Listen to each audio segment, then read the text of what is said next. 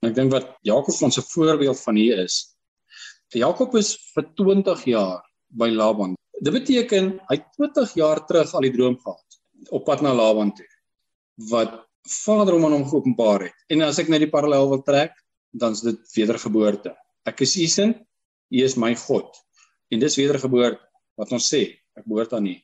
Maar dit is al 20 jaar verder, wat Jakob op sy eie manier, sy eie wil probeer laat geskied. Nog steeds. 20 jaar na die droom. Voor dit het hy sy pa bedrieg en hy sy broer bedrieg, en dit was sy manier van lewe. En toe kom hy by wedergeboorte, dis verstaan wat ek sê. En hy ontmoet Vader, maar hy bly so. En eers toe hy by Jabok kom, toe sy heup afgeslaan word, toe verander hy. En mense word weergebore, hulle gee lewens oor. Hulle dien Vader werklik. Hulle neem sy woord ernstig.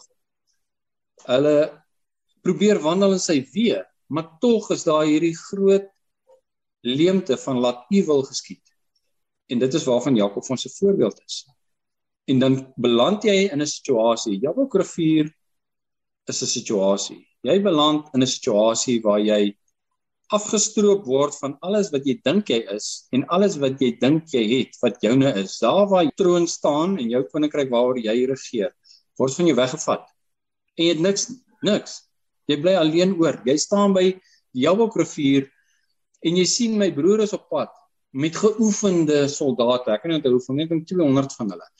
En aan my kant, het ek 4 vrouens, en ek het 12 kinders, en ek het 'n klomp slawe en slavinne en kamele en hoendertjies en gansies en sulke goede. Hoe gaan ek oorlog maak teen hierdie soldate? En hierdie broer van my wat na my aan toe kom, het wraak teenoor my. Hy is vir my kwaad vir 20 jaar al. En ek is op pad terug na hom toe. Hy gaan my verseker doodmaak. Hy gaan almal doodmaak. Hy gaan die wat iets werd is wegvoer as slawe, en as hy my kry, gaan hy my doodmaak. Dis Jabok. Vader stroop vir Jakob van alles wat hy het. En daar staan hy, net Jakob. En hy het niks oor nie. En toe kyk hy om hom heen en hy sien, maar wie is ek? En wie is die Almagtige? En waarmee is ek besig? En wie dien ek eintlik? En hy verander.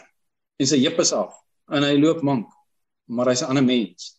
Ons is 20 jaar wedergebore. Maar ons het nog nie agtergekom.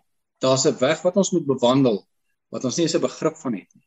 Maar eers, wanneer ek by die kus staan van my geliefde wat in die grond wegsak, dan word ek geruk, of iets anders, jy verloor jou werk, of wat ook al, daar gebeur 'n groot ding in jou lewe, en dit slaan alles van jou af weg, en dan hoor jy Vader se stem, en dan sien jy eers, maar ek het nooit gehoor wat hy vir my sê nie.